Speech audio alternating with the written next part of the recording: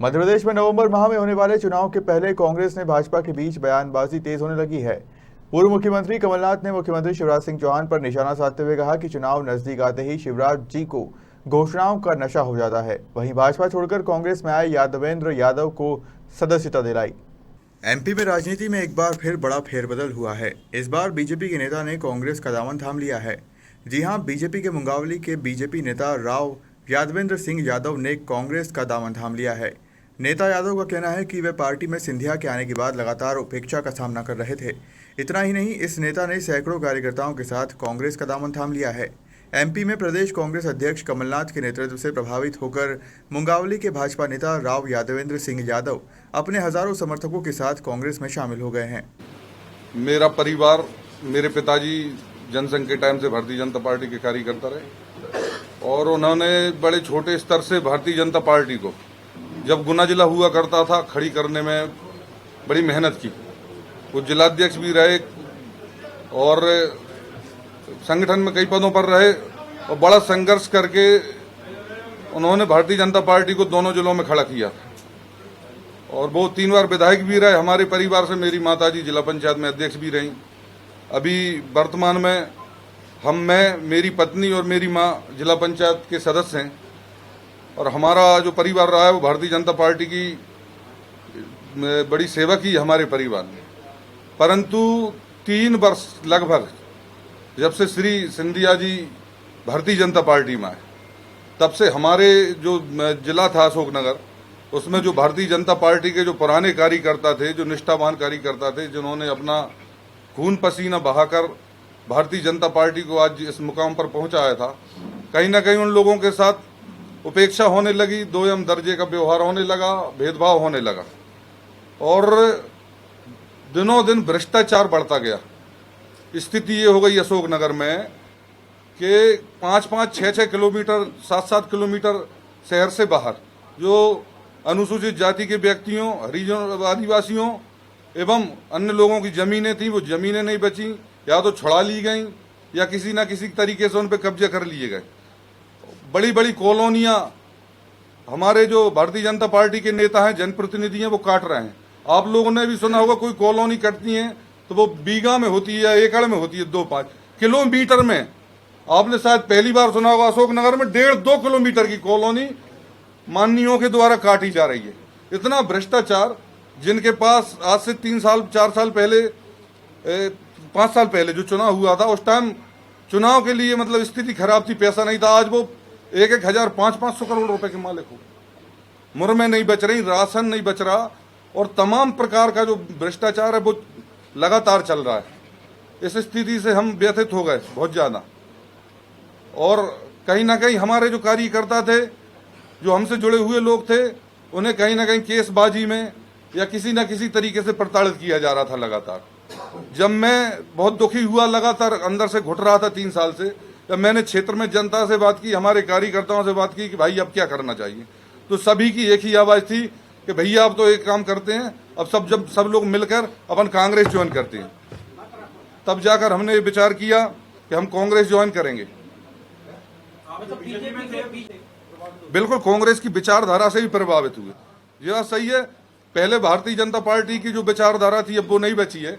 अब तो उसमें अवसरवादी लोग घुस गए हैं और कोई विचारधारा नहीं बची है, सब अपने अपने पेट भरने में लगे हुए हैं। तो आपके साथ हुआ, आपने बीजेपी के प्रदेश अध्यक्ष और सीएम शिवराज से मेरे साथ हुआ। मैं लगातार पार्टी का जो शीर्ष नेतृत्व था उनसे लगातार बात करता रहता था, अपनी बात को रखता था कि भाई परेशानी ये है, हाँ देखेंगे करते रहे। किसी ने कोई हमारी बात को नहीं सुना, कोई किसी पीड़ा को नहीं सुना। अजय यादव और माताजी ये सभी भाजपा कांग्रेस में आएंगे क्या? अजय यादव जी को अभी राज्य मंत्री का दर्जा मिला हुआ है, वो सभी लोग देखिए, मेरे अजय यादव ही नहीं, मेरे 2 लाख भाई हैं, उनमें से 1 लाख बहन है और 1 लाख भाई हैं। पूरी मुंगावली विधानसभा क्षेत्र के लगभग 1-1.25 लाख भाई हैं और मेरी बाकी बहनें हैं। 2 लाख ही मेरे परिवार है। वहीं पूर्व सीएम कमलनाथ ने कहा कि सत्ताधारी भाजपा इस बार विधानसभा चुनाव में कांग्रेस के प्रदेश अध्यक्ष व पूर्व मुख्यमंत्री कमलनाथ के गढ़ छिंदवाड़ा में सेंध लगाने की पूरी कोशिश में है। केंद्रीय गृह मंत्री अमित शाह के 25 मार्च को होने जा रहे छिंदवाड़ा दौरे को इसी से जोड़कर देखा जा रहा है। हालांकि कमलनाथ आश्वस्त हैं कि शाह के दौरे से विधानसभा चुनाव में कोई फर्क नहीं पड़ेगा। वहीं मुख्यमंत्री शिवराज सिंह चौहान द्वारा एक के बाद एक घोषणा को लेकर कमलनाथ ने कहा कि चुनाव नजदीक आते ही शिवराज जी को घोषणाओं का नशा हो जाता है। अब नजदीक होता है, अब 6-7 महीने बचे हैं चुनाव में। शिवराज सिंह जी को घोषणाओं का नशा आता है और ये सोचते हैं कि इन घोषणाओं से मध्य प्रदेश की साधारण सरल स्वभाव की जनता को वे गुमराह कर पाएंगे और घोषणाएं और तरह तरह के प्रलोभन देना हर शासकीय क्षेत्र होए, नौजवानों के लिए होए, पर ये 18 साल में जिस तरह इन्होंने धोखा दिया है, जिस तरह ये 18 साल का जवाब दे पाए, विकास यात्रा निकाली थी 160 विधानसभा सीटों में, उस विकास यात्रा का विरोध हुआ और छिंदवाड़ा आते हैं तो कहते हैं मैं कमलनाथ की राजनीति को, कमलनाथ के भविष्य को गाड़ दूंगा, कहते हैं मैं कमलनाथ का अंत करूंगा। मैं ऐसी भाषा का उपयोग नहीं करता। मैंने तो कहा कि गाड़ने की बात करते हैं, हाँ मैं भी गाड़ूंगा, मैं बेरोजगारी को गाड़ूंगा, मैं महिला के अत्याचारों को गाड़ूंगा, मैं भ्रष्टाचार को गाड़ूंगा।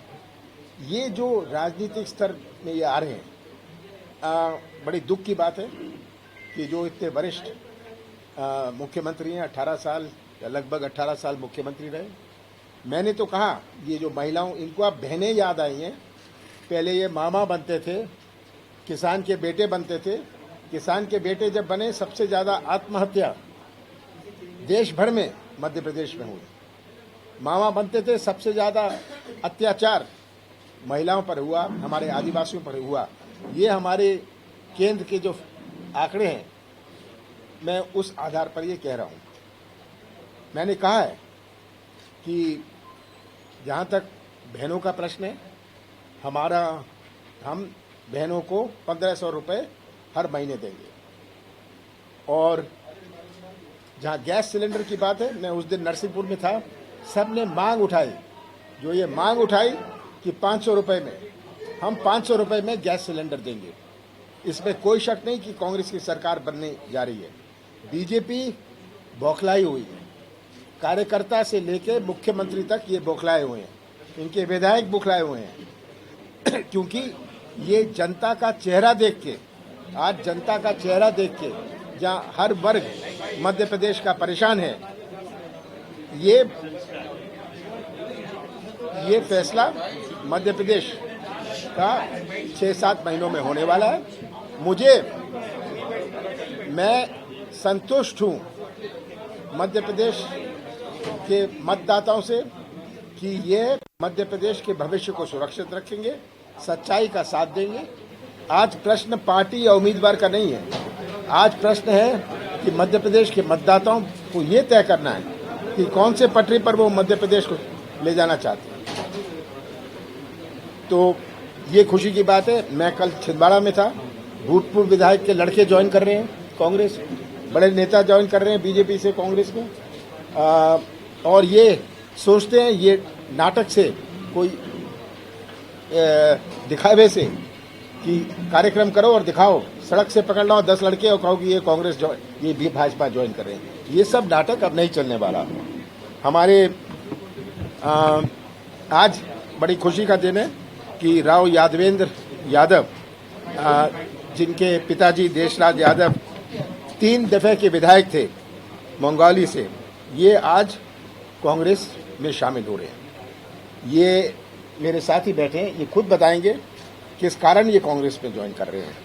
और ये खुद भी जिला पंचायत के सदस्य रहे हैं, जिला पंचायत के अध्यक्ष रहे हैं, मैंने 3 दफा आज ही आ रहे थे। और इन्होंने तय किया, अपने मन से तय किया, इनके ऊपर कोई दबाव नहीं है, इनको कोई प्रलोभन हमने नहीं दिया है।